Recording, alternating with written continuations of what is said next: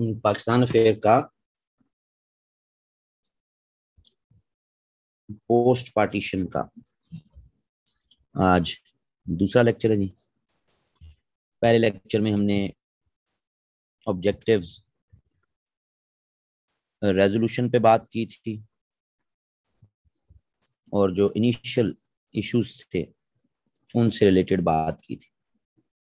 अब जब objective resolution मार्च 1949 को बन गई और नेचर ऑफ द कॉन्स्टिट्यूशन तय हो गई, तो नेचर ऑफ द कॉन्स्टिट्यूशन के बाद अब सेकंड स्टेज हमेशा structure of constitution, structure of constitution दूसरी स्टेज में। ठीक है,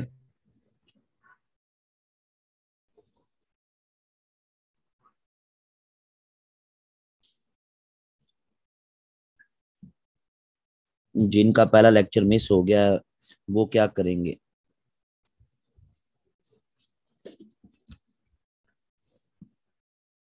टाइम पे फीस देके टाइम वाले दिन ही क्लास ले लेते ना।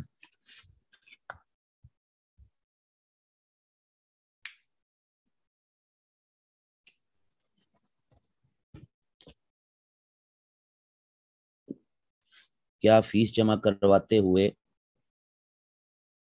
आपने ये सवाल किया था?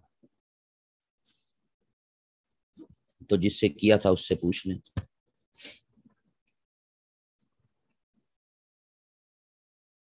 ये वैसे किसी यूनिवर्सिटी में आप दाखिला लें फर्स्ट सेमेस्टर में,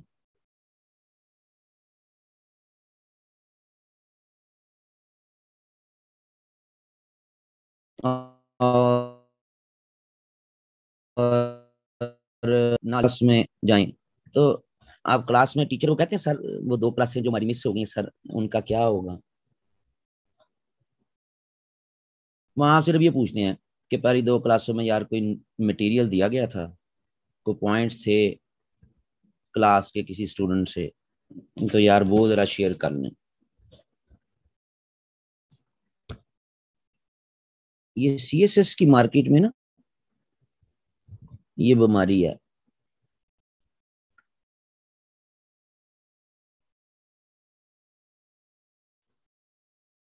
कि यहाँ ऐसा ही होता है।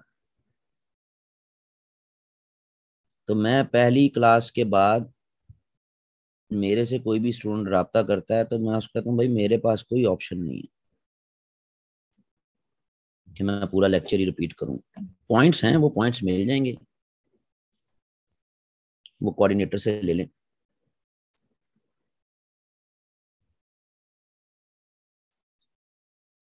तो मैं भी टेक्निकली डांट ही रहा हूँ।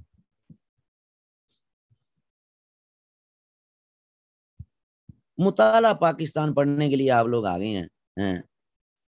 1.5 घंटे का मैंने लेक्चर दिया और 5 मिनट में जनाब वो मैं लेक्चर रिवाइज कर दूं, वाह भाई वाह।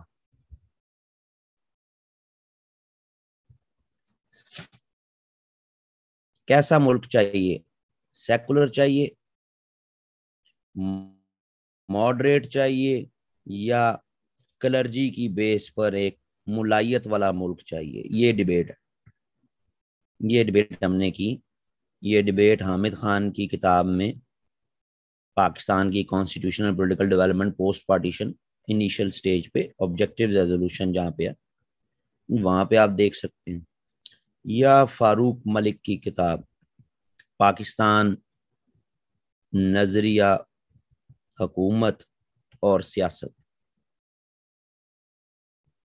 इसकी किताब में ऑब्जेक्टिव रेजोल्यूशन वाले ही सेक्शन में इसको देख सकते हैं। हासिल बहस ये थी कि एक मॉडरेट मुल्क बनाना है, ना सेकुलर ना उलमा, यानी कि एक मजहबी रियासत कि जिसमें सिर्फ मुसलमानों के लिए ही सब कुछ होगा, एक मॉडरेट रियासत। और वो मॉडरेट रियासत बनाने के लिए जो नेचर ऑफ द कॉन्स्टिट्यूशन है, हमारा आइन की नेचर क्या होगी, वो तय हुई इन ऑब्जेक्टिव्स रेजोल्यूशन।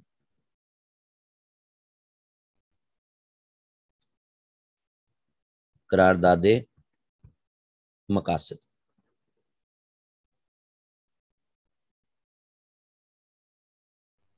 नेचर के बाद डेफिनेटली लास्ट टाइम अराउंड में हमने बात की थी कि नेचर आइन की तय करने के बाद दूसरी स्टेज पे स्ट्रक्चर, तीसरी और चौथी स्टेज तो आसान है। आपने ड्राफ्टिंग करनी है और आपने प्रोमलगेशन करनी है। ये तो इजी काम है, दिनों का काम है, इसमें तो कोई मसला ही कोई नहीं। हमें अपनी नेचर तय करने में ही 1.5 ईयर लग गए, सिर्फ ये तय करने में कि कैसा मुल्क बनाना है। सॉरी, इसका आइन कैसा होगा। जब ये बात तय होगी कि हमने एक मॉडरेट मुल्क बनाना, तो अब बनेगा स्ट्रक्चर ऑफ कॉन्स्टिट्यूशन। स्ट्रक्चर क्या होता है कॉन्स्टिट्यूशन का? कॉन्स्टिट्यूशन के स्ट्रक्चर को लेके परेशानी की कोई बात नहीं। कहीं पे होंगे इसके कितने चैप्टर्स होंगे, इसके कितने आर्टिकल्स होंगे, इसके कितने सेक्शंस होंगे, ठीक है जी। इसमें एग्जेक्टिव की क्या पावर्स होंगी, इसमें लेजिस्लेचर किस तर्ज का होगा, इसकी जुडिशरी अपॉइंटमेंट्स ये वो सब कुछ कैसे होगा। सही है जी। ये सारा पूरा जो है ना जी, आज जिस तरह आज हम कहते हैं ना आर्टिकल 62 के तहत यूं हो जाएगा, तो 63 के तहत यूं हो जाएगा, तो ये सारा एक स्ट्रक्चर डेवलप होता है और फिर उसको आप ड्राफ्ट कर लेते हैं।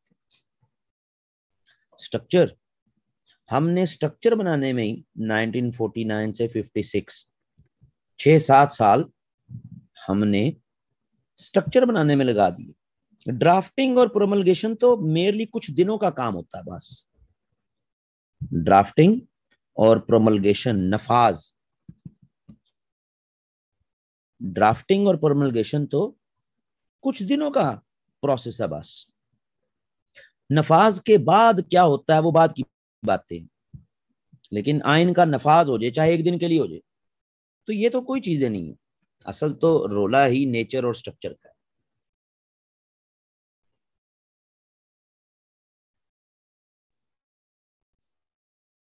जितनी नेचर एंड स्ट्रक्चर सॉलिड होगी, स्ट्रांग होगी, प्रोमलगेशन के मसाइल नहीं बनेंगे, वो फिर नफाज उसका इजीली हो जाता है। एनीवेज, लास्ट टाइम अराउंड भी हमने बात की थी कि असेंबली के मेंबर 79, 5 सीटें दो वेकेंट रही, यानी असेंबली में 74 लोग, ऐसा ही है। और 74 में से जब हमने इसकी भी फर्दर डिवीजन की थी कि 44 कहाँ से, ईस्ट बंगाल से, और रिमेनिंग यानी कि 30 वेस्ट पाकिस्तान से। सही है जी।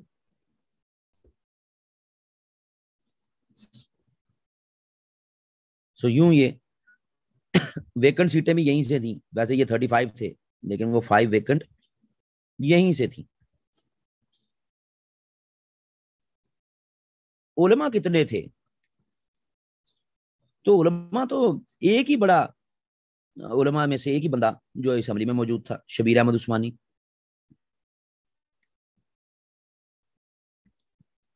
और आप चाह रहे हैं एक मॉडरेट आउटलुक, तो डेफिनेटली आपको उलमा को ऑन बोर्ड लेना जरूरी है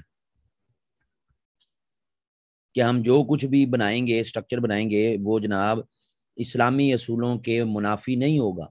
तो उलमा को फिर ऑन बोर्ड लेना तो वो तो जरूरी है। अगर उलमा को ऑन बोर्ड नहीं लेंगे तो वो तो फिर शोर मचाएंगे। सही है जी। ये तो एक बहुत बड़ा मसला हो जाएगा। तो इसके लिए फिर हम देखते हैं कि इनिशियली शुरू में ही एक फोरम बनाया गया जिसको कहते हैं basic principles committee. Basic principles committee ये सेम डे बनाई गई, यानी 12 मार्च 1949 को ही ऑब्जेक्टिव रेजोल्यूशन पास हुई, और 12 मार्च 1949 को ही ये कमेटी बनाई गई। उर्दू में इसको लिखा जाता है बुनियादी असूलों की कमेटी। कौन से बुनियादी असूल? वो यही ऑब्जेक्टिव रेजोल्यूशन वाले। सही है जी। इसके 25 मेंबर रखे गए, 25 मेंबर्स। सही जी।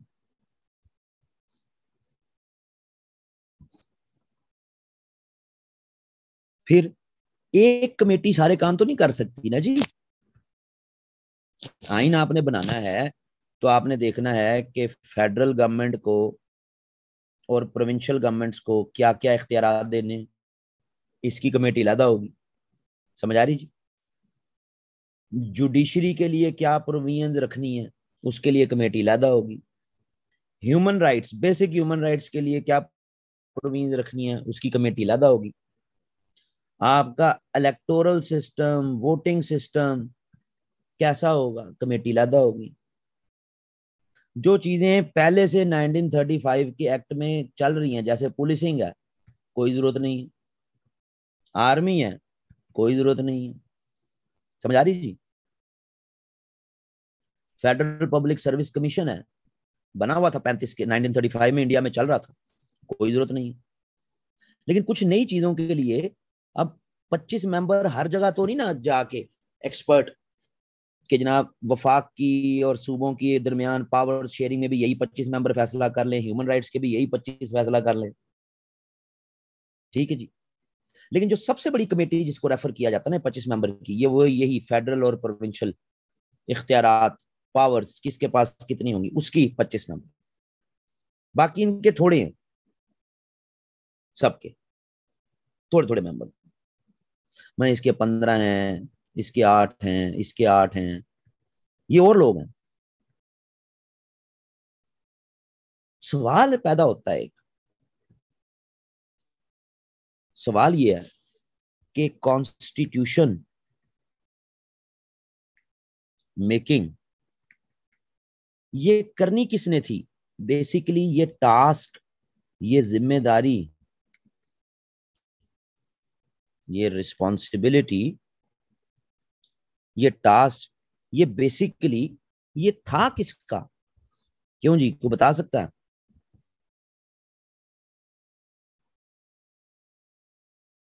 वो कौन सा फोरम था जिसने आइन बनाना है और वो फिर खुद ही डिसॉल्व हो जाएगा। Constituent assembly. शाबाश। असल में तो यही तय हुआ था ना कि पाकिस्तान की पहली कॉन्स्टिट्यूएंट असेंबली आइन बनाएगी, और आइन बनाने के बाद इलेक्शन होगा, नई हुकूमत बनेगी और ये खुद ब खुद डिसॉल्व हो जाएगी, खुद ब खुद ऑटोमेटिकली। असल तो टास्क इसका है आइन बनाना।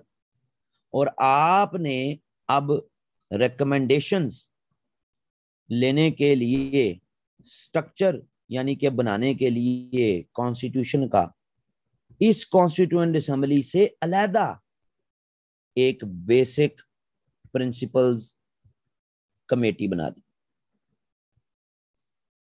और प्राइम मिनिस्टर को ये इख्तियार है कि वो किसी भी सिटीजन को, पाकिस्तान के एनी सिटीजन, उसको मेंबर बना सकता है बेसिक प्रिंसिपल्स कमेटी का।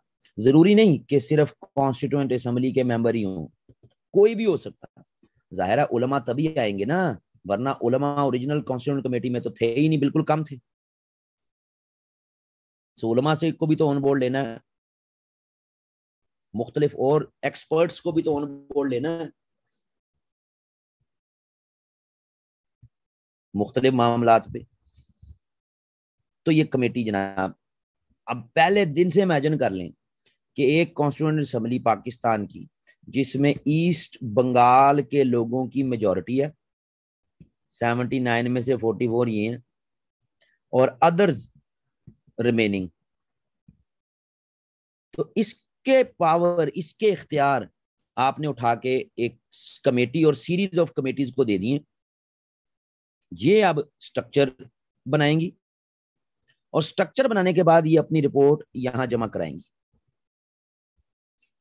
जो भी ये कमेटियां फैसला करेंगी, ये रिपोर्ट अपनी कॉन्स्टिट्यूंट असेंबली को जमा कराएंगी। तो भाई आंखें बंद करके यकीन कर लें, आंखें बंद करके, कि कॉन्स्टिट्यूंट असेंबली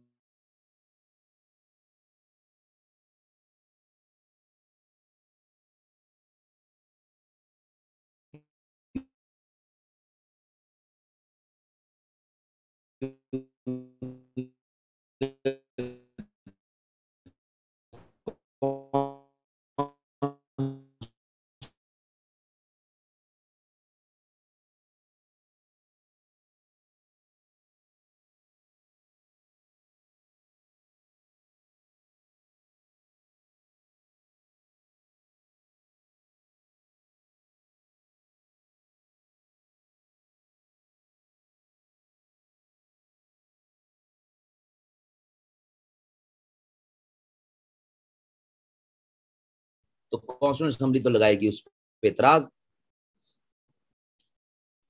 तो पहले दिन से ही आंखें बंद करके यकीन कर लें कि ये आइन इतनी जल्दी को नहीं बनना, इस आइन को लगना टाइम।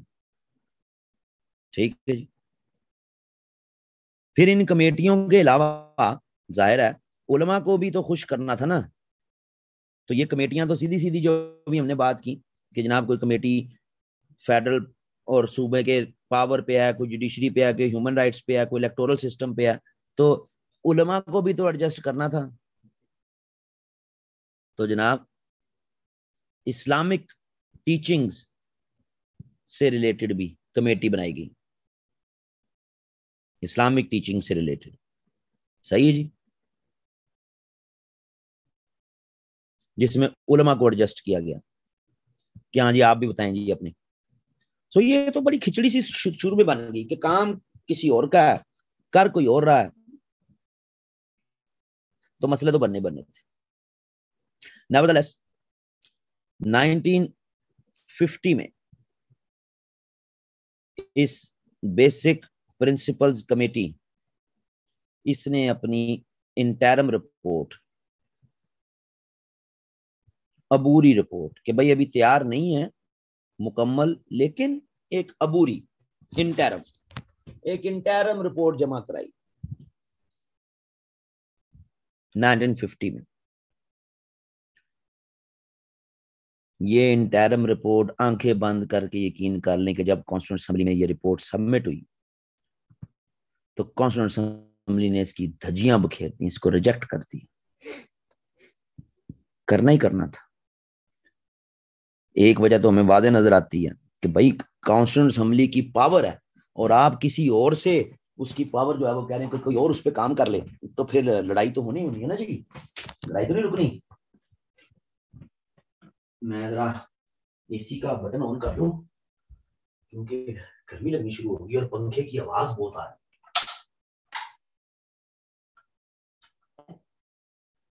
और इसका रिमोटवा कहाँ है? ये पड़ा इसका रिमोटवा। कूल।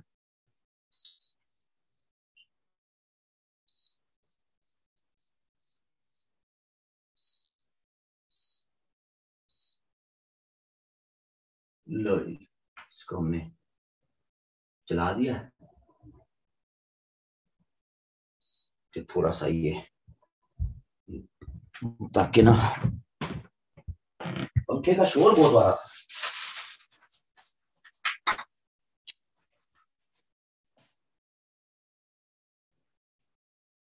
अब जरा इजी हो जाएगा काम। तो अगर वो शोर आ रहा था, अब तो नहीं आ रहा ना।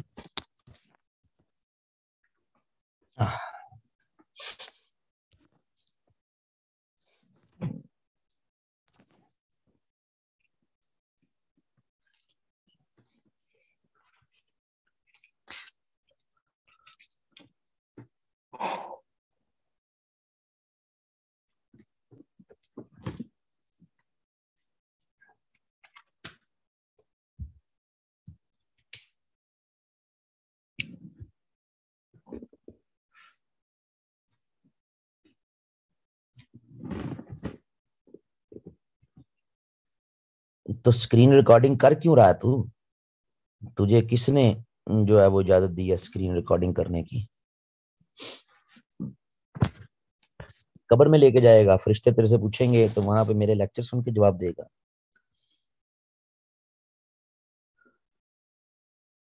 स्क्रीन रिकॉर्डिंग में आवाज क्यों नहीं आती है? वाह।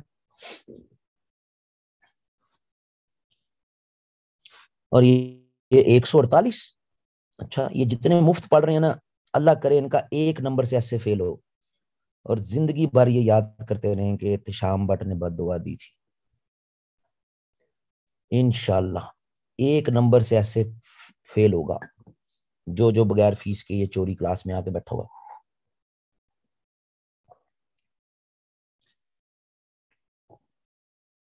वो अकेडमियां ठीक रहती हैं, लाख लाख 70-70 हजार फीस लेती हैं, तो वो चेक एंड बैलेंस करके रखती है ना। अब हम 4 हजार के पीछे क्या चेक बैलेंस करके रखें, बीच में कई घुस जाते हैं मुफ्त भरे भी।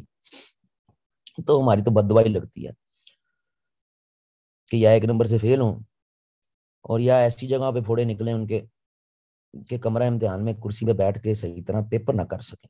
आमीन।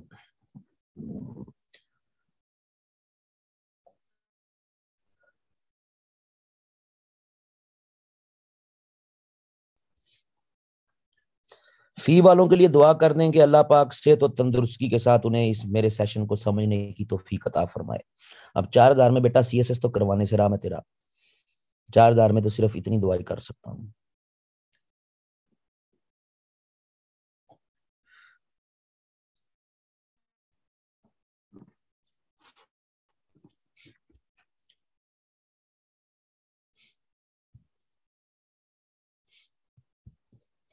चार हजार में बड़ी बददुआ नहीं है।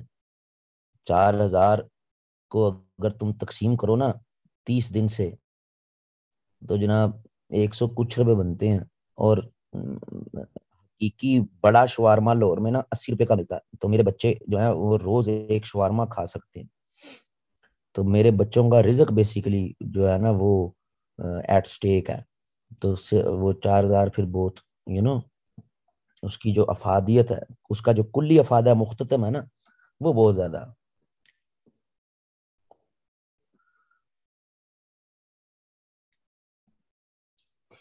नहीं, जिन्होंने 4,000 दे दिया मैंने उनके पैसों से शवारमा नहीं खिलाना। जिन्होंने नहीं दिया उनके पैसों से मैं शवारमा अपने बच्चों को खिलाना चाहता था।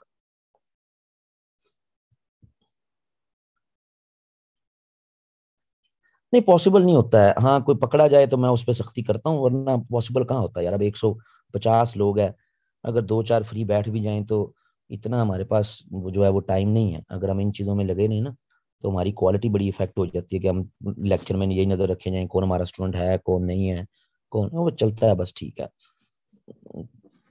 इस पे काफी एकेडमी और काफी टीचरों को हमारे पे गमो गुस्से का भी इजहार है, लेकिन बस चलता है बस ठीक है। जो अब क्या कर सकते हैं, आप टेक्नोलॉजी को कंट्रोल नहीं कर सकते। चलने दें, कोई फर्क नहीं पड़ता मुझे। लोग रिकॉर्डिंग्स भी करते हैं, फ्री आकर भी पढ़ लेते हैं। हर साल मेरा स्टूडेंट बढ़ता ही है, कम नहीं होता। तो ये रिकॉर्डिंगों से, फ्री क्लासेस लेने से, ये मुझे आज तक कोई फर्क नहीं पड़ा। वरना मैं यूट्यूब पे अपने सारे लेक्चर क्यों अपलोड कर देता। तो कोई फर्क नहीं पड़ता इससे। लो जी, इंटरम रिपोर्ट,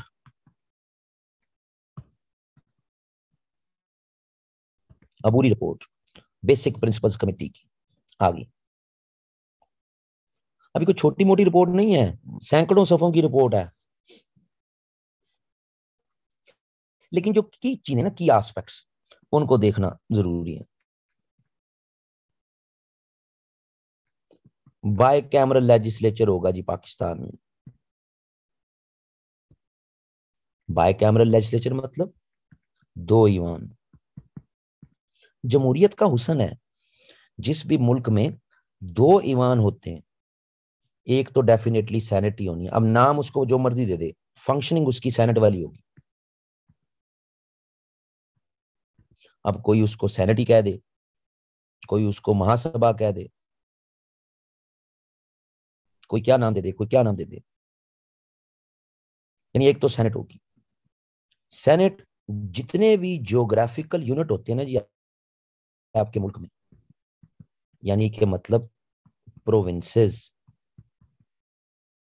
या किसी मुल्क में टेरिटरी, या किसी मुल्क में स्टेट्स, जो भी नाम दिया हो, यानी एक मुल्क के अंदर एडमिनिस्ट्रेटिवली उससे नीचे जो भी सूबाई हुकूमत, टेरिटरी, स्टेट की हुकूमत, जो भी, तो जितने भी ज्योग्राफिकल यूनिट होते हैं सबकी इक्वल नंबर ऑफ सीट्स होती हैं जी। Take the example of United States, 50 states हैं यूनाइटेड स्टेट्स में। यूनाइटेड स्टेट्स की सेनेट में हर स्टेट का 2 मेंबर्स फ्रॉम ईच स्टेट। छोटी स्टेट है, बड़ी स्टेट है, सेम नंबर।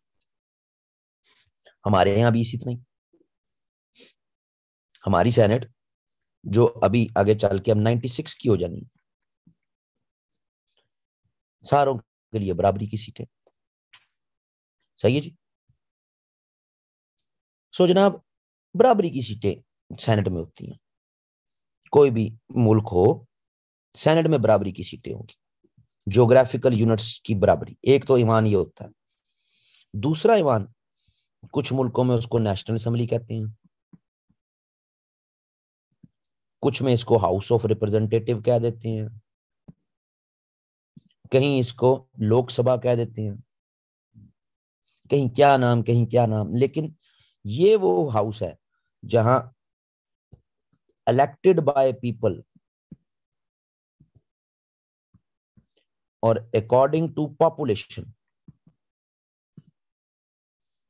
जिस सूबे की पॉपुलेशन ज्यादा उसकी सीटें ज्यादा, आबादी के लिहाज से लोगों के इलेक्टेड बाय पीपल रिप्रेजेंटेटिव वो होते हैं। जिस तरह हम अपना भी देख लें, हमारे नेशनल असेंबली है, इसमें सबसे ज्यादा पंजाब की सीट्स हैं 141, आबादी के लिहाज से ज्यादा ना जी। इसी तरह यूनाइटेड स्टेट्स में हाउस ऑफ रिप्रेजेंटेटिव में सबसे ज्यादा 53 सीट्स हैं, 435 का हाउस ऑफ रिप्रेजेंटेटिव है। लेकिन सबसे ज्यादा कैलिफोर्निया की सीट्स हैं, क्योंकि कैलिफोर्निया की आबादी ज्यादा है। सेनेट में 2 ही हैं। तो 2 ईमान हो जी। 2 ईमान ब्यूटी ऑफ डेमोक्रेसी है, जमहूरियत का हुस्न है। ठीक है जी, 2 ईमान ये जमहूरियत का हुस्न है। ठीक है जी। तो जनाब, बाय कैमरा लेजिस्लेचर होगा इंटरिम रिपोर्ट का पहला पॉइंट। अच्छा पॉइंट है, जबरदस्त पॉइंट है। सही है जी।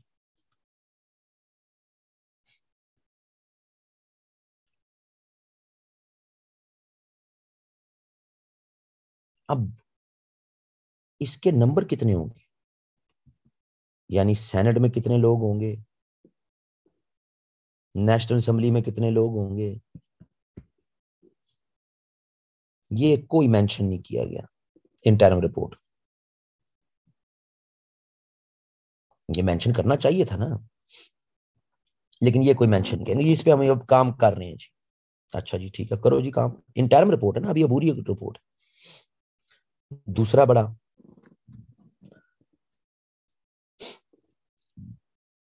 पार्लियामेंट्री सिस्टम होगा जी।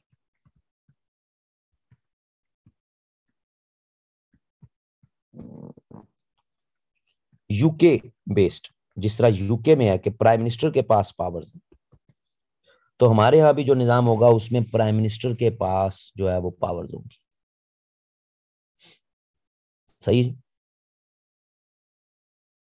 पार्लियामेंट्री सिस्टम हुआ है कि जिसमें पावर्स ज्यादा प्राइम मिनिस्टर के पास होती है। यानी हमारा प्रेसिडेंट भी होगा, लेकिन president head of the state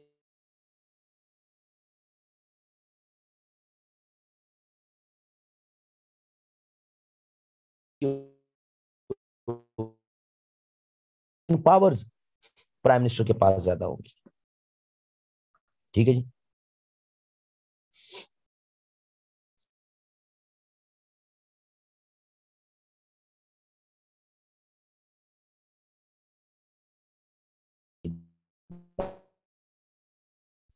president 2 terms ही ले सकता, बस तीसरी टर्म नहीं ले सकता।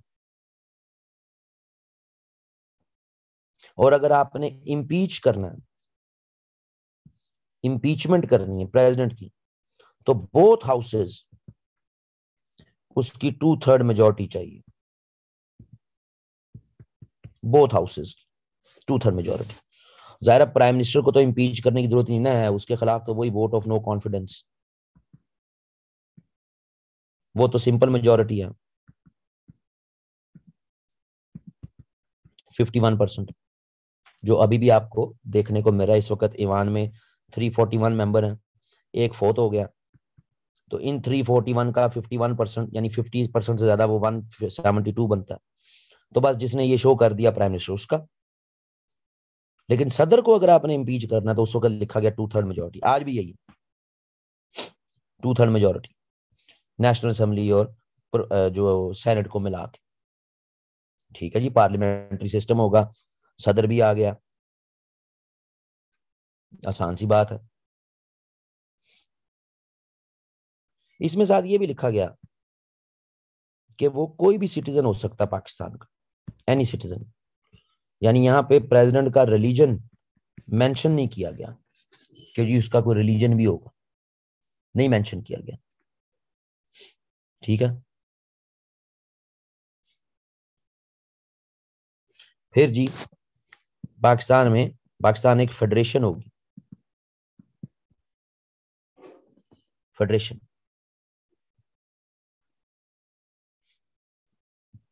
फेडरेशन क्या है? फेडरेशन एक ऐसा सिस्टम है जिसमें फेडरल गवर्नमेंट, वफाकी हुकूमत,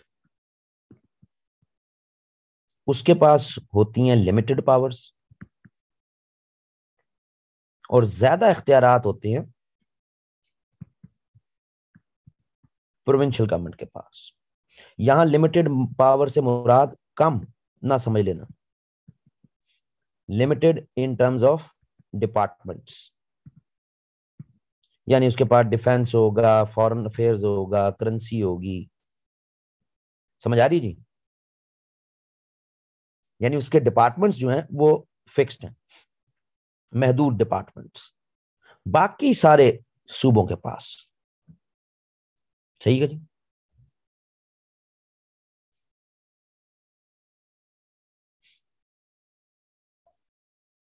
ये एक आइडियल फेडरेशन है, आइडियल फेडरेशन, कि जहां फेडरल गवर्नमेंट के पास लिमिटेड पावर्स, प्रोविंसेस के पास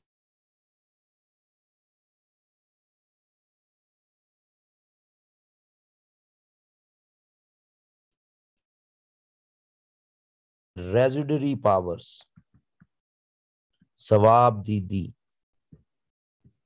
इख्तियार।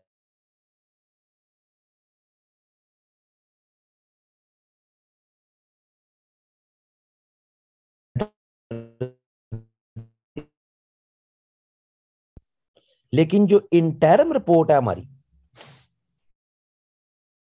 जो 1950 की इंटरम रिपोर्ट है,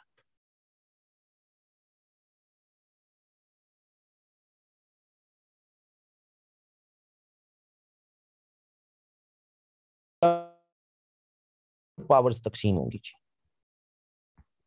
बराबरी में इख्तियारात इनको दिए जाएंगे।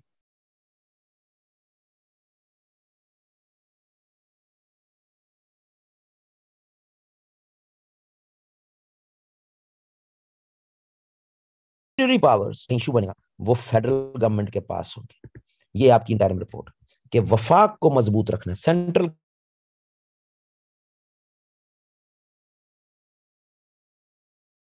ये पॉइंट पूरी फ्रीडम मूवमेंट में जिना साहब जो है इस पॉइंट को रिजेक्ट करते आए, इस पॉइंट को कंडेम करते आए, क्योंकि ये पॉइंट जो यहां लिखा है इंटरनल बोर्ड में, ये इंडियन नेशनल कांग्रेस चाहती थी कि पूरे इंडिया में ये अप्लाई हो, कि सूबों के और सेंटर की बराबरी की ताकत, लेकिन जहां कहीं मसला बनेगा तो फेडरल गवर्नमेंट ज्यादा पावरफुल हो। और जिना इसको क्रिटिसाइज करता था, सारी जिंदगी क्रिटिसाइज करता आया कि भाई इस तरह तो सेंटर में तो इंडियन नेशनल कांग्रेस की ज्यादा पावर बन जाएगी और हम लोगों के लिए फिर कुछ नहीं होगा। ठीक है जी, समझ आ रही?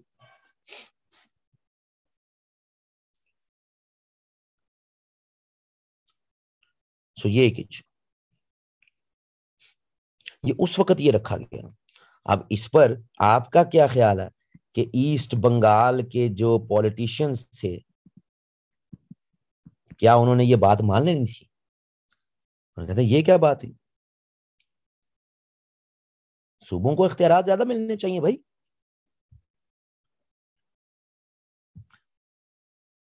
समझ आ रही है?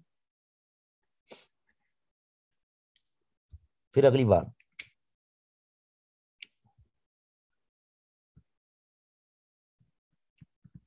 Official language. रिपोर्ट कहती है जी उर्दू ऑफिशियल लैंग्वेज होगी।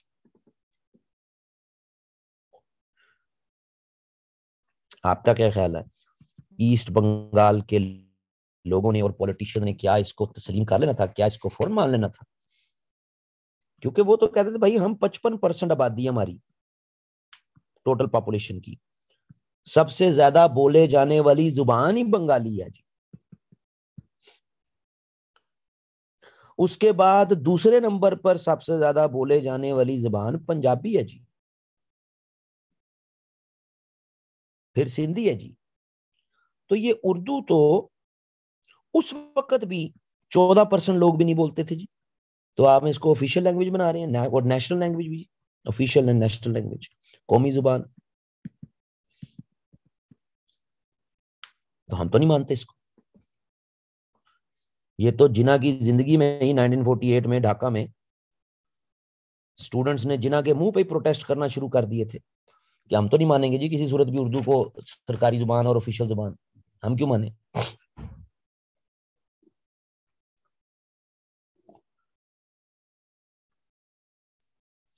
फिर इसमें था जी रेजोल्यूशन ऑफ असेंबली, असेंबली तोड़ने का इख्तियार।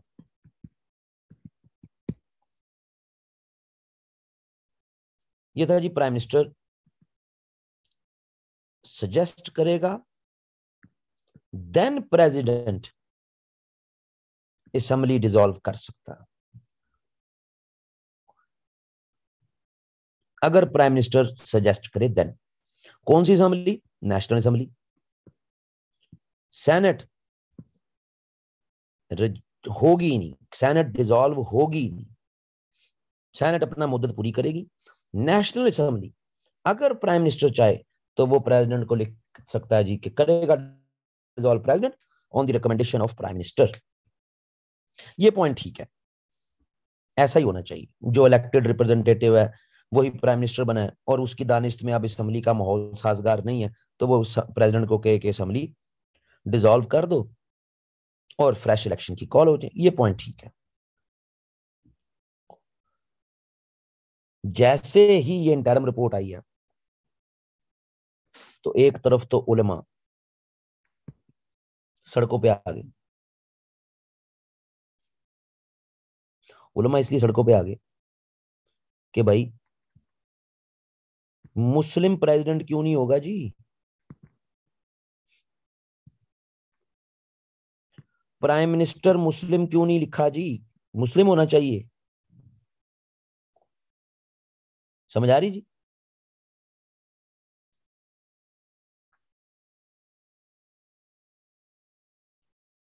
तो मुसलमान होना चाहिए। फिर जो सेनेट या नेशनल असेंबली लॉज बनाएगी उन लॉज को क्रॉस चेक कौन करेगा जी कि ये इस्लाम के प्रिंसिपल्स के मुताबिक हैं भी कि नहीं, कौन चेक करेगा। मेजोरिटी ने लॉ पास कर दिया तो क्या लॉ बन जाएगा? एक इस्लामी नजरियाती काउंसिल की जरूरत है, उलमा का एक ऐसा बोर्ड कि जो कोई भी लॉ पास हो रहा हो तो भाई वो तस्दीक करे कि हाँ ये गैर शरई नहीं है, ये इस्लाम के असूलों के मुनाफी नहीं है। सही है जी। समझ आ रही है जी। दूसरी तरफ फिर ईस्ट बंगाल के लोग, सेनेट और नेशनल असेंबली, इनके मेंबर्स, इनके नंबर क्यों नहीं बताए गए? क्या आप डर रहे हैं इस बात से कि बंगाली ज्यादा हो जाएंगे असेंबलियों में? क्योंकि हम हैं 55% आबादी के, नंबर क्यों नहीं बताए? फिर लैंग्वेज,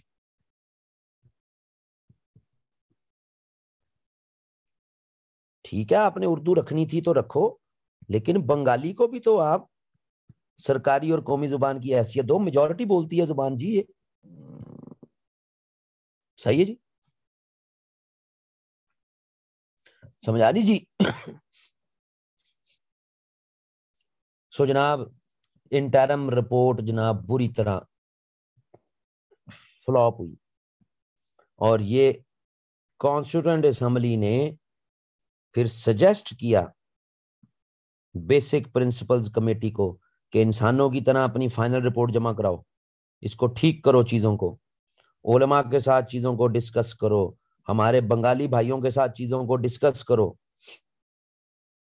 चीजों को डिस्कस करो और उसके बाद अपनी फाइनल रिपोर्ट जमा कराओ, उसके अलावा काबिल कबूल नहीं होगा, हम नहीं मानेंगे।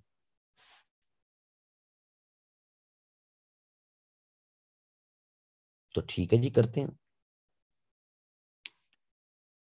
अगली रिपोर्ट अब जब आई तो उसको कहते हैं फिर फाइनल रिपोर्ट। फाइनल रिपोर्ट आई 1952 में, 1952 फाइनल रिपोर्ट जो जमा हुई। फाइनल रिपोर्ट आई है तो जनाब एक और बहुत बड़ा मसला जो है वो बन गया।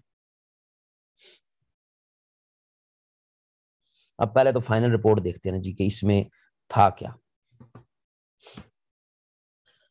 जो चीजें ठीक हैं उनको तो बार बार जिक्र नहीं करना ना। अब जो चीजें प्रॉब्लमेटिक हैं, जिन पर इशू बने थे, उन्हीं को देखना कि वो क्या चीजें थी जी। ठीक है जी, तो जनाब देखते हैं फाइनल रिपोर्ट 1952 की।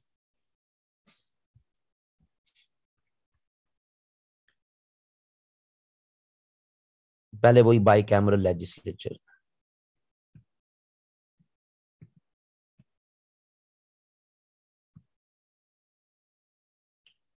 बाई कैमरल होगा जी लेजिस्लेचर, ठीक है। बाई कैमरल है तो दो हाउस होंगे, एक सेनेट होगी और दूसरी नेशनल असेंबली होगी।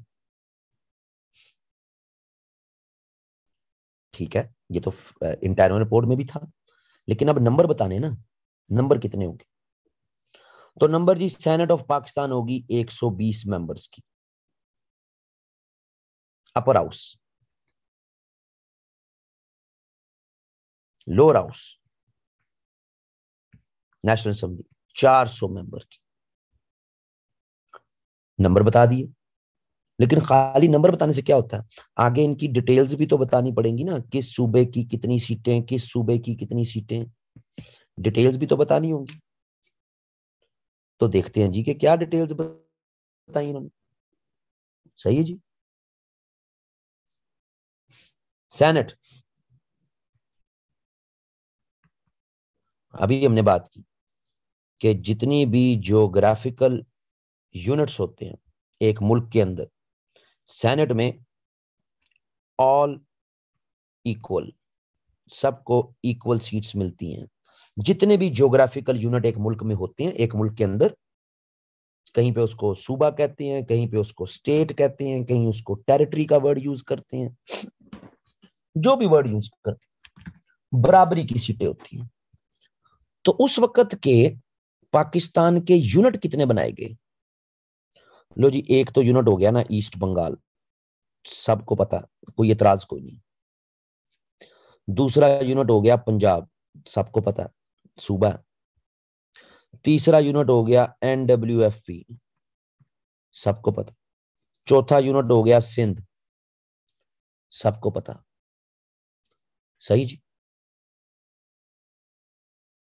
फिर इसके साथ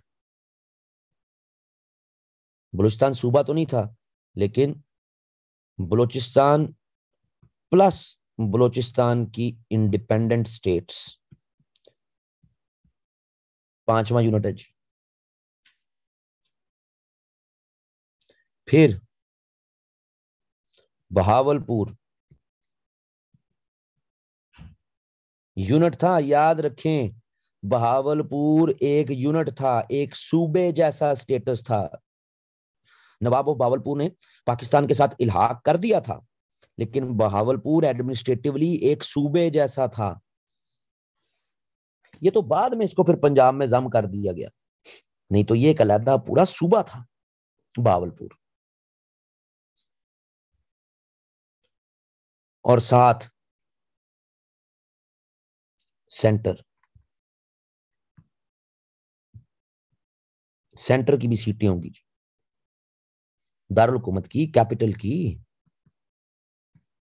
ये सीटें। अब इनमें 120 तकसीम करनी। अब आपने यूनिट कितने बनाए, 1 2 3 4 5 6 7। तो टेक्निकली होना चाहिए था कि 120 डिवाइड बाय 7, जो भी जवाब आए वो सब की बराबरी की उतनी सीटें होनी चाहिए। लेकिन ऐसा नहीं किया गया, ऐसा नहीं किया गया। कैपिटल को 4 सीटें दे दी, बहावलपुर को 4 सीटें दे दी, बलोचिस्तान और उसकी इंडिपेंडेंट स्टेट्स को 5 दे दी, एनडब्ल्यूएफपी को 6 दे दी, सिंध को 8 दे दी, पंजाब को 28 दे दी।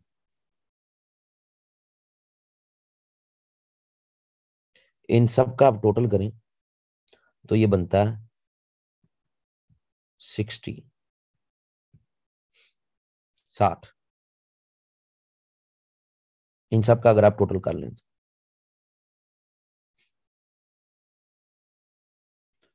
सही है जी, 60 ही बनेंगे।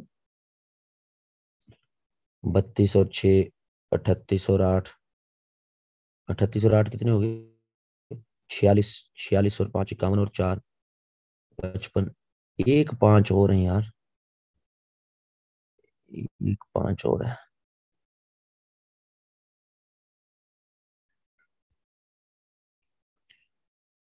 और कौन सा रह गया,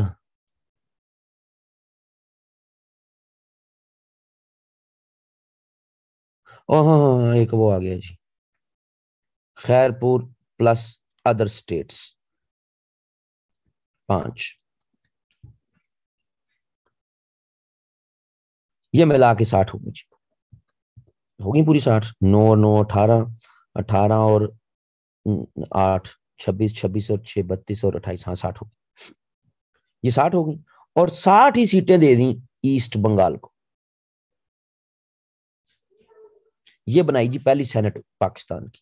यानी जो सेनेट का बेसिक प्रिंसिपल है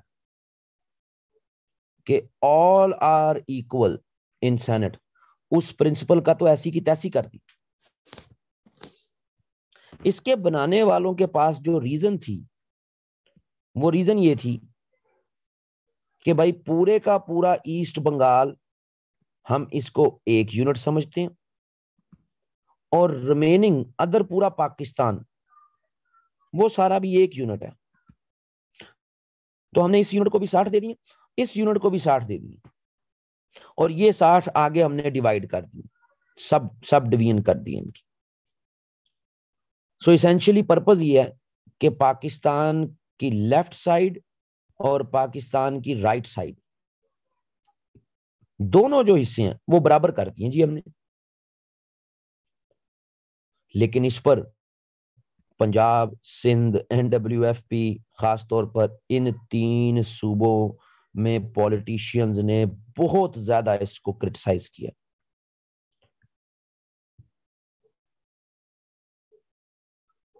कि भाई बराबरी की सीटें दो ना सेनेट में।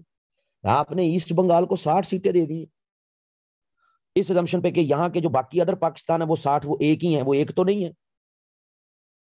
हर एक ने अपने अपने हिसाब से फैसला करना। इन 60 ईस्ट बंगालियों ने तो मिलके फैसला कर सकते हैं वो, हम तो सारे आपस में आगे डिवाइडेड हैं, हमारी जुबानें डिफरेंट हैं, कल्चर डिफरेंट है।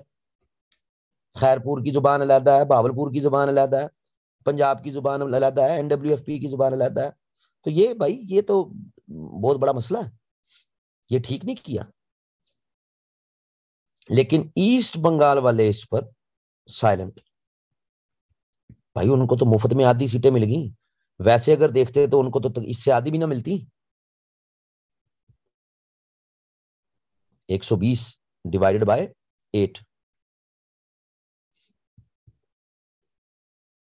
इमेजिन कर लें कितने बनती,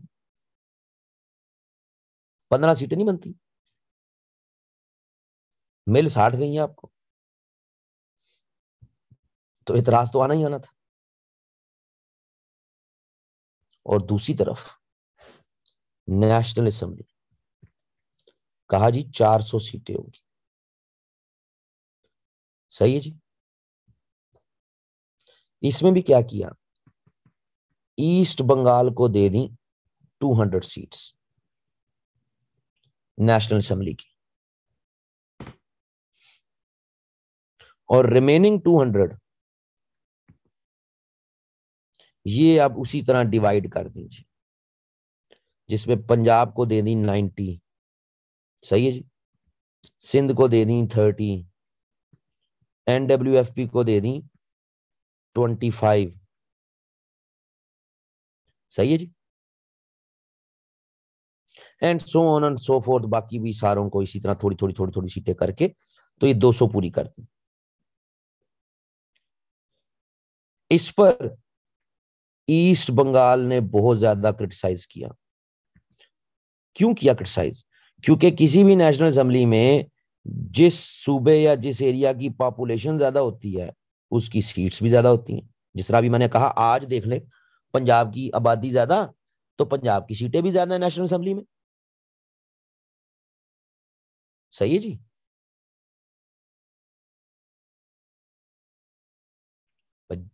272 इलेक्टेड सीटें हैं, उन 272 इलेक्टेड सीटों में से 141 इलेक्टेड सीटें पंजाब की हैं, आधे से ज्यादा हो गई ना। उसी पैटर्न पर जो 60 सीट्स हैं वुमेन की, प्लस 10 सीट्स माइनॉरिटीज की, वो भी इसी पैटर्न पे डिवाइडेड है, वो अलग है 70 सीटें ये, तभी इनको मिला के और इनको मिला के 342 आपका पूरा हो जाता है। लेकिन जो इलेक्टेड सीटें हैं उनमें भी वो 141 पंजाब की ज्यादा। तो ईस्ट बंगाल ने इस पर क्रिटिसाइज किया, भाई हम है 55%, हमें आप सीट्स कितनी दे रहे हो? 50%। ये तो इनजस्टिस है। आपको ये फियर है कि कोई बंगाली प्राइम मिनिस्टर ना आ जाए, क्योंकि मेजोरिटी जब बंगालियों की होगी 55%, तो वो फिर अपने प्राइम मिनिस्टर लाने की कोशिश करेंगे ना। लेकिन यहां भी एसेंशियल आइडिया ये था कि जी एक पैरिटी रहे, पैरिटी, बराबरी रहे। 60 सीटें ईस्ट बंगाल की, 60 सीटें अदर्स की सेनेट में। नेशनल असेंबली में 200 सीटें ईस्ट बंगाल की, 200 सीटें अदर्स की। यानी अगर आप ज्वाइंट सेशन बुलाएं, इकट्ठा सेशन बुलाएं डिसीजन मेकिंग के लिए, तो 260 बंगाली, 260 अदर्स। तो पैरिटी रहे जी, बराबरी रहे पाकिस्तान के दोनों जो है ना उसमें।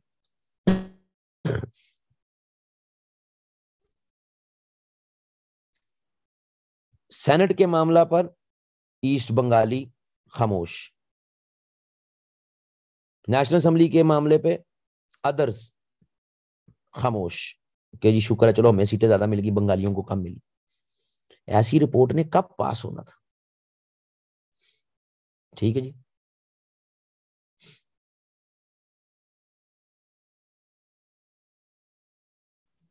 समझ आ रही जी?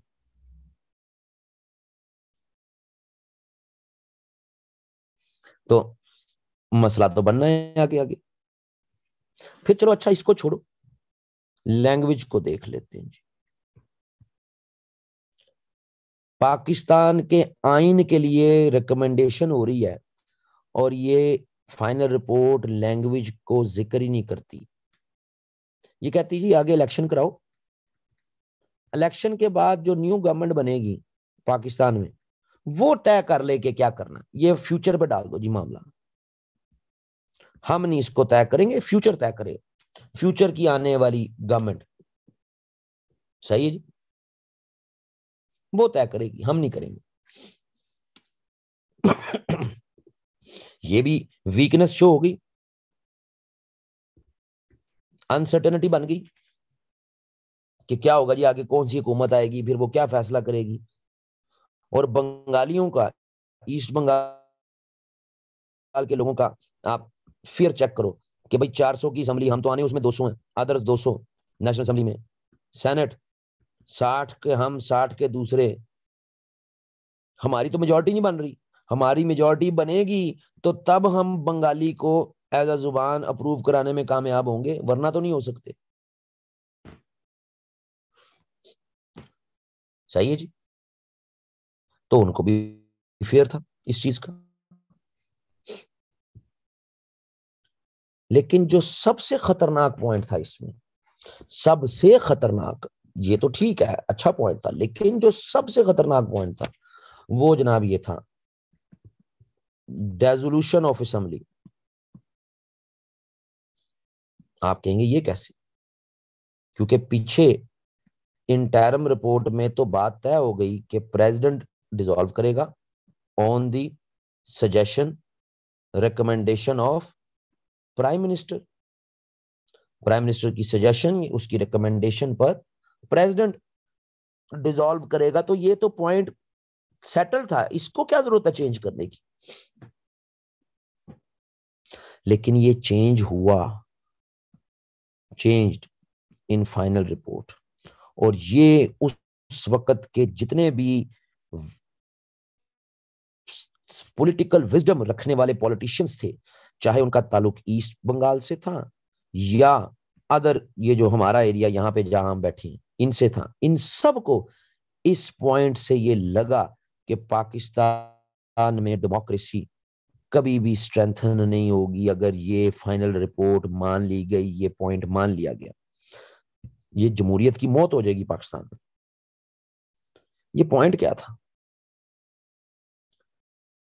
इस पॉइंट को समझने के लिए हमें थोड़ा सा 1935 में जाना पड़ेगा। 1935 का एक्ट, जो इंडियन एक्ट है 1935 का, वो कहता है कि गवर्नर जनरल पूरे इंडिया का इंचार्ज होगा। जी ठीक है, होगा। गवर्नर जनरल के नीचे 3 चांसलर्स होंगे। ये तीनों चांसलर ब्रिटिश होंगे। ये 3 चांसलर्स, एक फॉरेन अफेयर्स को देखेगा, एक डिफेंस को देखेगा और एक religious affairs and tribal affairs को देखेगा। 3 चांसलर्स, ठीक है। एक फॉरेन अफेयर्स इंडिया का, एक डिफेंस इंडिया का, एक religious affairs and tribal affairs. Okay ठीक है जी। इसके अलावा गवर्नर जनरल की, यानी गवर्नर जनरल की ये काबीना का हिस्सा हो गया ना जी, जिसमें 3 चांसलर होंगे। इसके अलावा 10 काउंसिल ऑफ मिनिस्टर्स होंगे। 10 काउंसिल ऑफ मिनिस्टर्स, 10 वजीर होंगे। ये 10 के 10 वजीर इंडियन होंगे। ये 10 के 10 वजीर इंडिया की फेडरल असेंबली वो नाम तजवीज करेगी। इंडिया की फेडरल असेंबली जो बनेगी, यानी सेंटर में जो नेशनल असेंबली जिसको आप कहते हैं वो बनेगी, वो 10 नाम देगी और गवर्नर जनरल उन 10 नामों के साथ, इन 3 चांसलर्स के साथ इंडिया चलाएगा। यानी इंडिया का कोई प्राइम मिनिस्टर नहीं होगा टेक्निकली, मतलब सूबों में हुकूमतें होंगी, सेंटर में फेडरल असेंबली होगी जिसमें सारे इंडियंस होंगे, वही अपने 10 बंदे देंगे, लेकिन इंडिया गवर्नर जनरल चलाएगा इन 10 और इन 3 लोगों के काबीना के साथ मिलकर। अच्छा जी, इसको हम क्यों पढ़ रहे हैं यहाँ पे? इसलिए पढ़ रहे हैं क्योंकि फाइनल रिपोर्ट जो है 1952 की, ये डेजोल्यूशन ऑफ असेंबली पे कहती है कि president will dissolve assembly, president dissolve करेगा on the suggestion slash recommendation of prime minister, नहीं, काउंसिल ऑफ मिनिस्टर्स।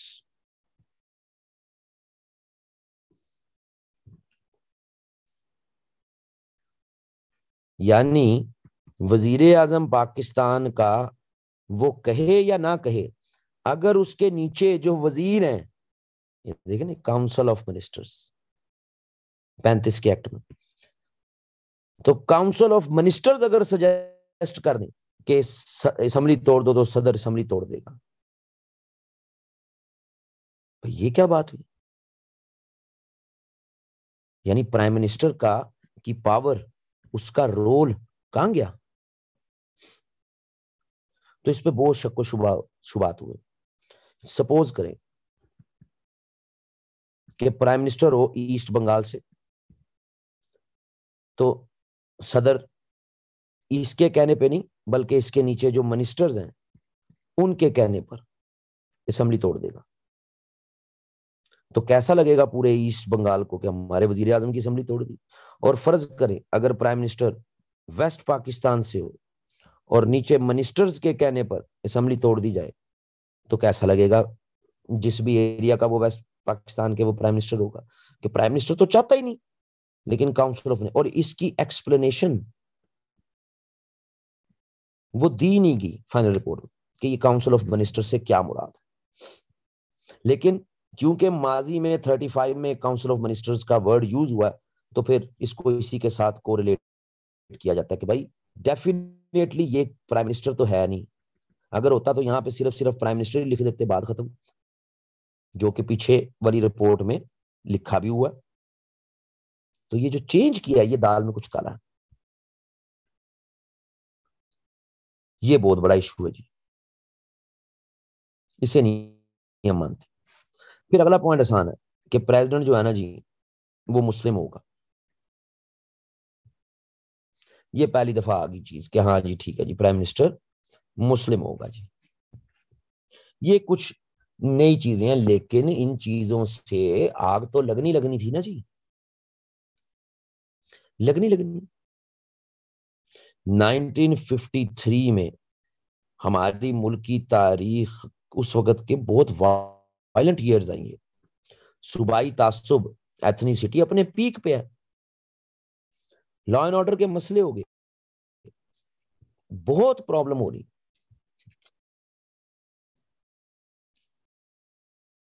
इन हालात में उस वक्त के जो हमारे दूसरे प्राइम मिनिस्टर थे ख्वाजा नाजमुद्दीन, ये प्राइम मिनिस्टर्स की जो लिस्ट है ना, प्राइम मिनिस्टर्स और प्रेसिडेंट्स और गवर्नर जनरल, इनकी लिस्टें इनको डेट वाइज ईयर वाइज अच्छी तरह याद कर लें, ऑब्जेक्टिव में भी काम आएंगी। तो फर्स्ट हमारा प्राइम मिनिस्टर तो जाहिर है वो तो असैसिनेट हो गया ना जी। Second prime minister Khwaja Nazimuddin, इनको फिर 1953 में इनको रिमूव किया उस वक्त के गवर्नर जनरल ने कि यार ये तो मामलात को संभाल ही नहीं पा रहा। और फिर थर्ड प्राइम मिनिस्टर हमारा आया, इसको इंपोर्टेड प्राइम मिनिस्टर भी कहते हैं क्योंकि ये इंपोर्ट किया गया। ये यूनाइटेड स्टेट्स में पाकिस्तान का एम्बेसडर था, वहां से इसको बुलाया गया कि आ भाई तू मसले हल कर। नाम है मोहम्मद अली बोगरा। सही है जी, मोहम्मद अली बोगरा 1953 प्राइम मिनिस्टर बना दिए।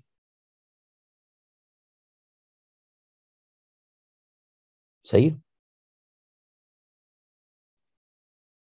बोगरा साहब आए और बोगरा साहब ने बहुत तसल्ली के साथ चीजों को देखा और इस नतीजे पे पहुंचे कि मसला तो सिर्फ तीन मसले हैं, थ्री प्रॉब्लम्स बस।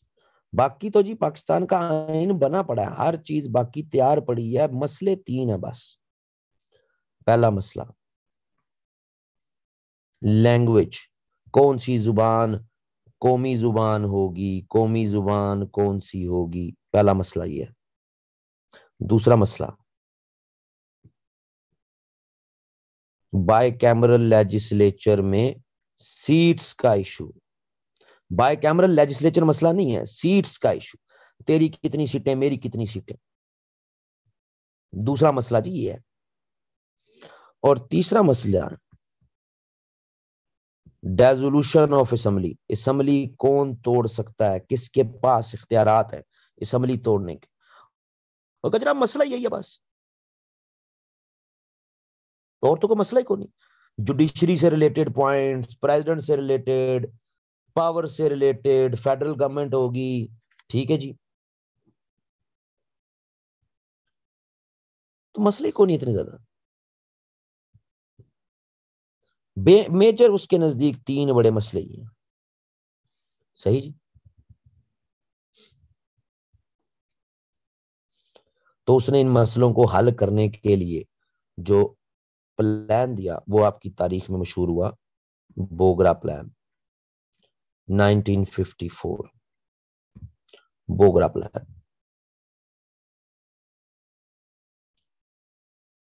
तो बाकी जो उसमें चीजें हैं वो तो सेम रिपीट ही हो रही हैं जी। प्रेसिडेंट क्या होगा, तो सही है जी। जुडिशरी क्या होगी, इक्वल राइट्स होंगे, तो ब्ला ब्ला ये वो कोई इशू नहीं। असल तो ये तीन ही को एड्रेस करना है, इन तीन चीजों को।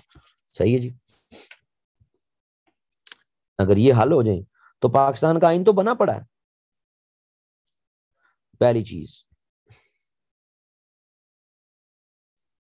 पहली चीज वो कहता है जी, उर्दू बंगाली ये दोनों है जनाब कौमी जुबान है।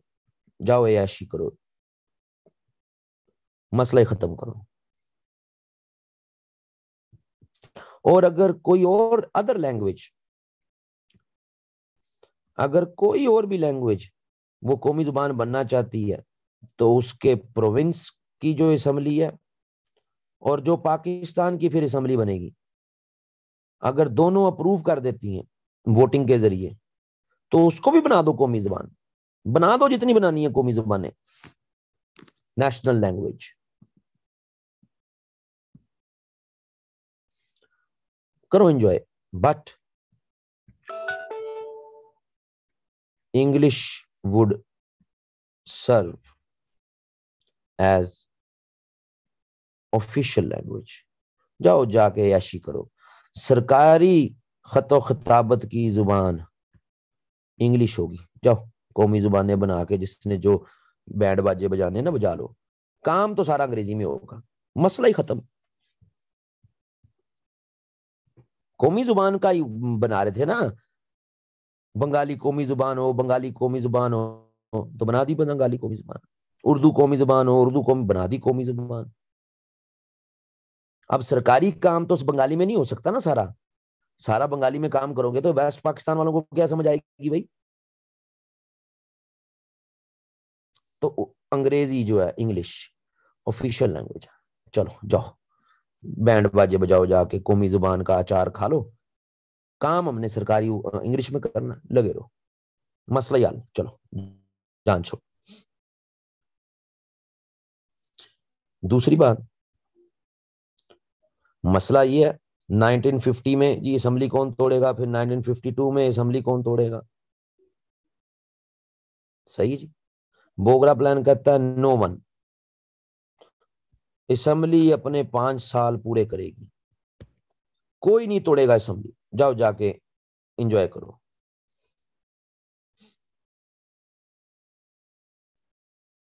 मौजे मारो। असेंबली अपना टाइम पूरा करेगी। हाँ, उसमें किसी भी प्राइम मिनिस्टर के खिलाफ आप नो कॉन्फिडेंस लाना चाहते हैं, आप ले आए, कोई दूसरा प्राइम मिनिस्टर बन जाएगा। लेकिन असेंबली अपना मुद्दत पूरी करेगी। पूरे पाकिस्तान में किसी के पास इख्तियार नहीं कि वो असेंबली तोड़े। टेंशन ही मुकाओ, खत्म करो बात को। ये 2 पॉइंट बड़ा बेहतरीन सोल्यूशन आ गया जनाब। लड़ते क्यों हो, मामला ही खत्म कर देता हूं मैं, लड़ाई वाला। फिर तीसरी चीज,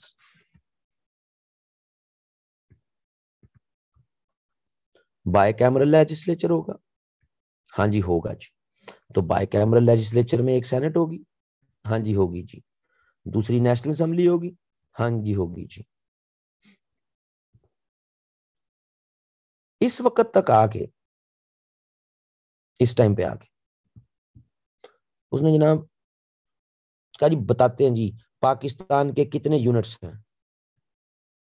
उसने पाकिस्तान के यूनिट्स बनाए। एक है जी पंजाब,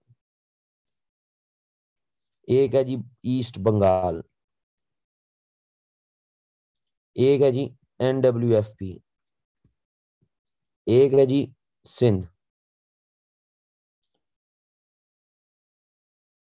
और उसके बाद फिर पांचवा यूनिट,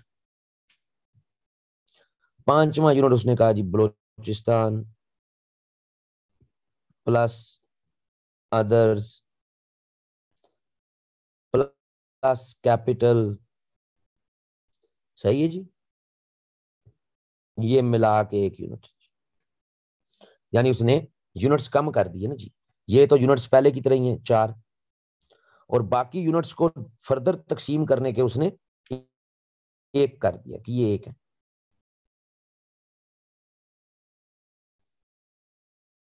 पाकिस्तान की सेनेट की 50 सीटें होंगी और सेनेट इक्वल सीटें होंगी जी सबकी, यानी 10 सीटें अगर पंजाब की तो 10 ईस्ट बंगाल की, 10 केपीके की, यानी उस एनडब्ल्यूएफपी की, 10 सिंध की, और इन सब की मिला के भी 10। चलो, इसको कोई चैलेंज नहीं कर सकता।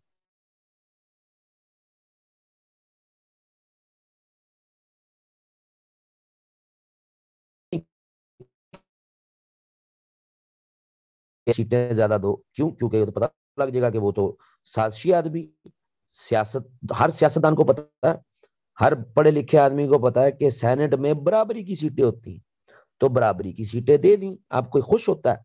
यानी कि 10 सीटें हैं जी पूरे ईस्ट बंगाल की और 40 सीटें हैं अदर पाकिस्तान की।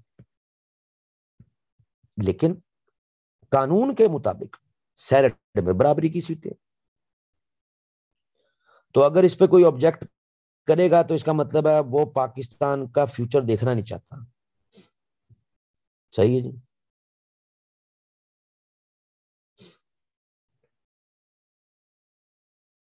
दूसरी तरफ नेशनल असेंबली 300 की होगी जी, नेशनल असेंबली। ठीक है जी। तो अब ये जो 300 की असेंबली है ना जी, इसमें पंजाब हो गया, चलो दोबारा क्या लिखना है यूं कर लेते। इन 300 की असेंबली में आबादी के लिहाज से पंजाब को मिलेंगी 75 सीटें। ईस्ट बंगाल 55% आबादी है जी ईस्ट बंगाल की, तो 100 में से कितनी सीटें? 55। 200 में से कितनी? 110। और 300 में से कितनी? 165। तो दो ना 165 सीटें। आबादी के लिहाज से इंसाफ होगा, नेशनल असेंबली में आबादी के लिहाज से सीटें होती हैं, तो दे दी आबादी के लिहाज से सीटें। बंगाली राजी के वाह जी वाह, मोहम्मद अली बोगरा ने तो हमारे पे एहसान कर दिया, आबादी के लिहाज से सीटें दे दी। एनडब्ल्यूएफपी 13 सीटें, नहीं सॉरी 13 नहीं है, 24 सीटें सारी मिला के, मुख्तलिफ आगे फर्दर इसकी डिवीजन है, लेकिन 24 सीटें एनडब्ल्यूएफपी। सही जी। सिंध और उसके अंदर जितनी बाकी भी जो एरिया मिला मिलू के 15 सीटें। ठीक है जी। रिमेनिंग जितनी बची वो इनकी बलूचिस्तान, कराची एंड अदर्स की वो रिमेनिंग बना लें, वो जितनी भी बनी। मैं ख्याल 16 या 17 जितना भी टोटल बनेगा ना, 15 तो 4 19, एक हासिल, 8 और 6 14, 15 16 17, एक हासिल, तो 21 सीटें यहाँ। ये सब मिल मिला के बलूचिस्तान की और अदर स्टेट्स की भी और फिर कैपिटल की भी, सब मिल मिला के।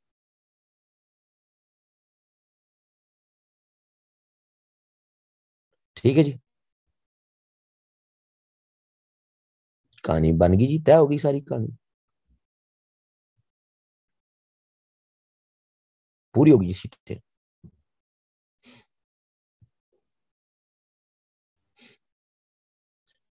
अल्लाह खैर से।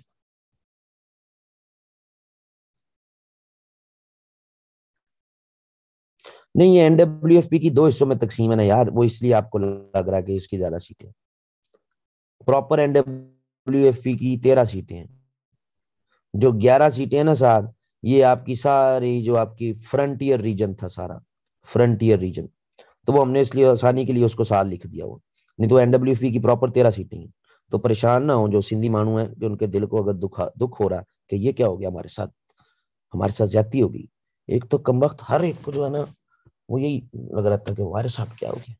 ठीक। तो टेंशन ना लें, बस इस चीज पे कंसंट्रेट करें कि ये 300 सीटें थी। ठीक है।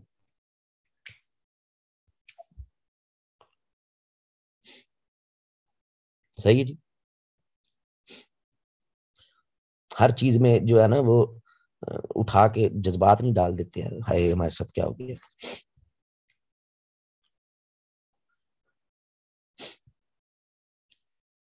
लो जी, हासिल बहस ये है कि क्या इस पे कोई पंजाब वाला, कोई सिंध वाला, कोई एनडब्ल्यूएफपी वाला, क्या कोई एतराज कर सकता है कि हमारी सीटें कम क्यों है जी, सिवाय बिलावल साहब के जो आज हैं, उस वक्त के लोगों में कोई इतराज कर सकता है? भाई आबादी के लिहाज से सीटें दीजिए। बलोचिस्तान सूबा नहीं था ना जी, वो यही आ गया, Balochistan plus others plus capital, आबादी के लिहाज से सीटें दी, हमारा क्या इशू है जी।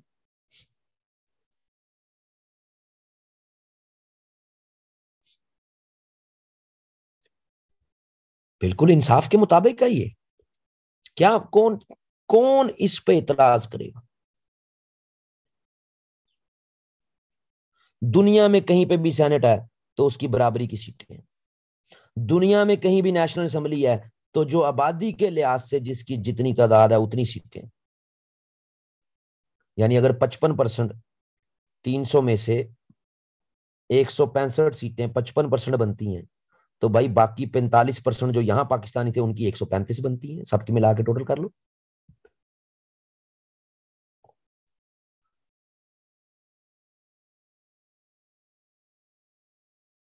लेकिन एक छोटी सी चीज ऐड करनी है, ऐड ये करनी है कि भाई जो भी पावर है ना जी, सेनेट की एंड नेशनल असेंबली की, ये इक्वल है। यानी आपने कोई भी लॉज बनाने हैं, कोई भी आपने बिल पास करना है, तो वो सेपरेट सेनेट में और सेपरेट नेशनल असेंबली में पास नहीं होगा, बल्कि ज्वाइंट सेशन में होगा। फिर उस वक्त की एस्टैब्लिशमेंट ने अपना तो जोर रखा ना जी बीच में, लो जी ज्वाइंट सेशन करा लो, सेनेट के 50 लोग बुला लो प्लस नेशनल असेंबली के 300 लोग बुला लो, कि जो भी बिल पास होगा इकट्ठा पास होगा एक ही सेशन में, और होगा सिंपल मेजोरिटी से। सिंपल मेजोरिटी कितनी होती है? 51%। बुला लो सेशन। यानी 176, 176 आउट ऑफ 300 अगर बिल के हक में वोट देंगे तो तभी बिल पास होगा, वरना नहीं होगा। तो सेनेट में ईस्ट बंगाल से कितने हैं? 10, प्लस नेशनल असेंबली में 165, टोटल कितना हो गया? 175। सेनेट में पूरे रिमेनिंग अदर पाकिस्तान से कितने? 40। नेशनल असेंबली में कितने? 135, टोटल कितना हो गया? 175। और ये चीज तो वही रखी जो पिछली असेंबली ने रखी, पिछली रिपोर्ट ने रखी हुई थी, 120 और 400, 60 60, 200 200, 260 260, अब आपने कर दिया 175 175, तो चीज तो वही थी, लेकिन नीचे प्रिंसिपल्स को वायलेट नहीं किया। सही है जी। प्रिंसिपल को, basic principle of senate and basic principle of national assembly, उसको वायलेट नहीं किया। हां, जब कोई लॉ बनाना है तो आज वो सारे इकट्ठे बैठ जाओ, यानी 176। लेकिन यहां तक बस नहीं की, क्योंकि यहां पर फर्ज कर लो कि ये ईस्ट बंगाल से टोटल 175 और ये अदर्स यानी पूरे बाकी पाकिस्तान से 175, और इनमें एक आदमी मैं हूं फर्ज माल, ये 175 के 75 एक बिल पर यस कह रहे हूं, और यहां से बस इनको एक बंदा चाहिए, तो ये तो एक मालब्रो की डब्बी पे मेरा वोट ले सकते हैं ना जी। लेकिन भट्ट साहब मालब्रो की डब्बी ले लो, वोट कास्ट कर दो, ये तो करप्शन का बाजार गर्म हो जाएगा इस मुल्क में। यानी ये 175 के 75 कह रहे हो कि हाँ बिल पास कर दो, और इन ईस्ट बंगालियों में से बस एक बंगाली चाहिए, तो एक बंदा तोड़ना तो मसला ही क्यों नहीं। पैसों से तोड़ लो, प्यार मोहब्बत से तोड़ लो। तो बोगरा ने यहां पे बस नहीं की किसी भी तरह। ओ इस टाइम किदा फोन आ गया, सॉरी, बाद में सुनते हैं। तो ये तो इस मुल्क में करप्शन का बाजार गर्म हो जाएगा जी। तो उसने कहा मेरी एक कंडीशन भी है, एक शर्त भी है कि ये जो बिल है अगर ये पास होगा तो ठीक है, 176 आउट ऑफ 300 पे ही होगा, बिल्कुल होगा, बट एक मासूमाना सी शर्त है। मासूमाना सी शर्त यह है कि जनाब ये 175 और अदर्स में ये 175 अलग अलग। मासूमाना शर्त यह है कि जनाब कम अज कम मिनिमम 30% आउट ऑफ 175 वो यस कह रहे हो, means 53 out of 175 from each side, कम अज कम। यानी मैक्सिमम तो जितने मर्जी कर दें, क्योंकि टोटल आपने पूरा करना है 176 बिल पास करने के लिए। अब अगर ईस्ट पाकिस्तान से 50 कह रहे हो यस,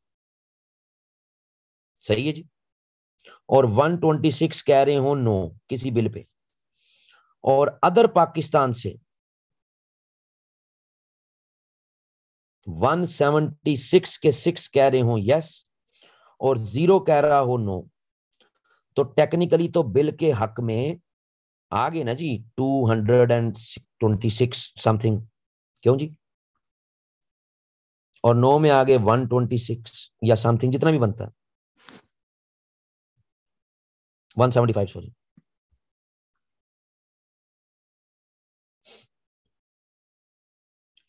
सही है जी, यहां 125 हो गया, तो ये पूरा हो गया 350।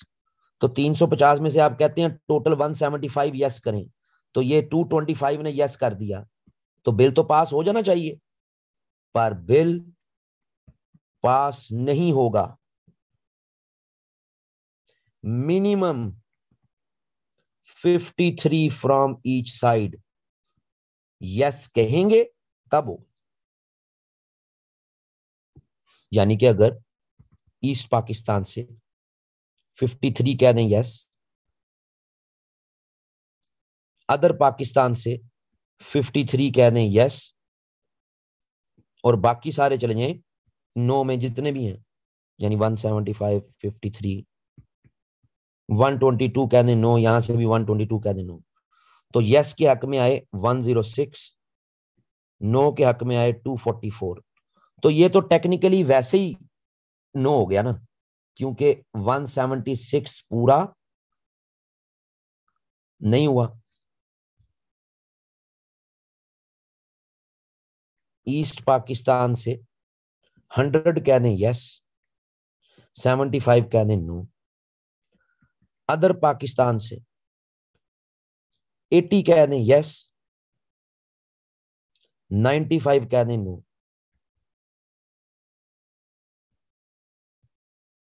180 170 यस, बिल पास हो गया, क्योंकि मिनिमम दोनों तरफ से 53 ने यस कह दिया और टोटल भी 176 क्रॉस हो गया, तब बिल पास होगा।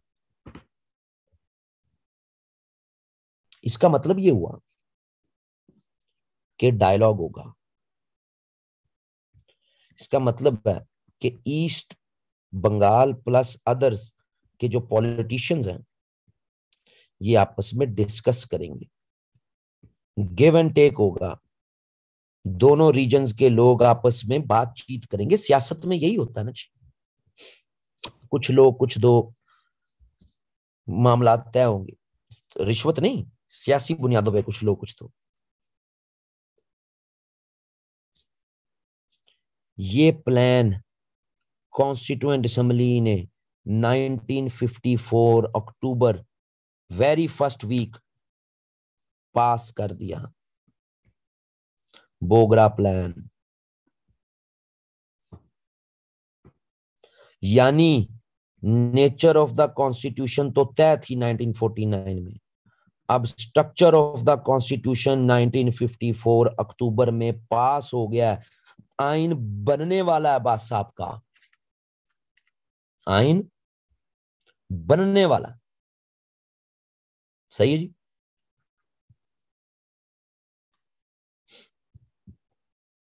अब आइन बनने वाला है जनाब, तो फिर चला दो ना जी, बनाओ आइन। लेकिन उस वक्त के गवर्नर जनरल मलिक गुलाम मोहम्मद अक्टूबर के महीने में ही पाकिस्तान की पहली कॉन्स्टिट्यूएंट असेंबली को डिसॉल्व कर दिया।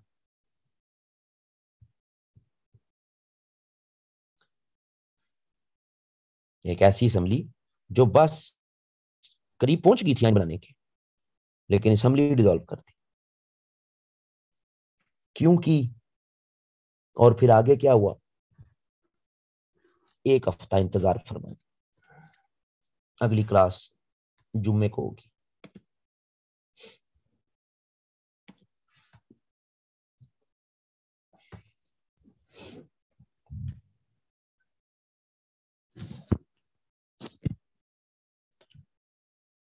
शेयर कर देता हूं जी मैं ये स्लाइड्स।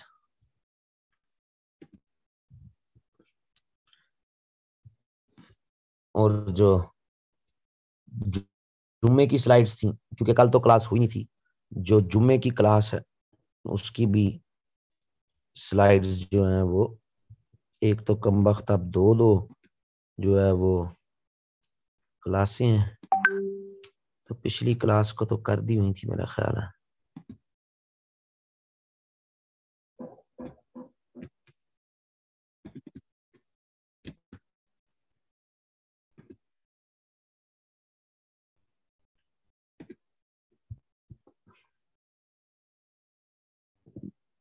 दूसरी ये है।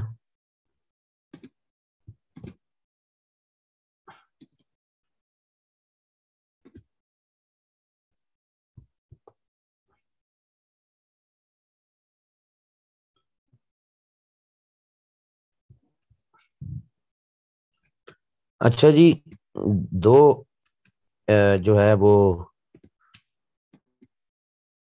इम्पोर्टेंट अनाउंसमेंट्स हैं। एक तो ये कि जो मॉक टेस्ट हमारे शुरू हो रहे हैं, जो देना चाहे वो वाहिद से रब्ता कर ले। और दूसरा, नेक्स्ट वीक से जो मेरे सेशंस हैं वो शुरू हो रही हैं, वो आपके ग्रुप में ही शेयर हो जाएंगे, उनकी डिटेल्स भी।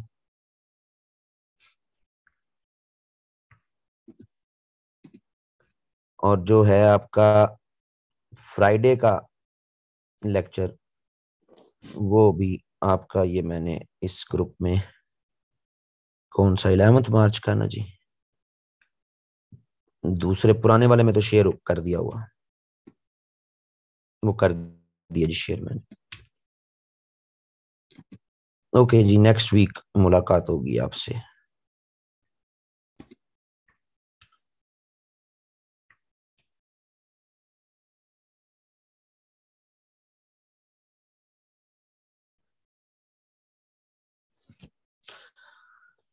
Was Governor General authorized to Constituent Assembly? It was discussed that Constitution will dissolve after.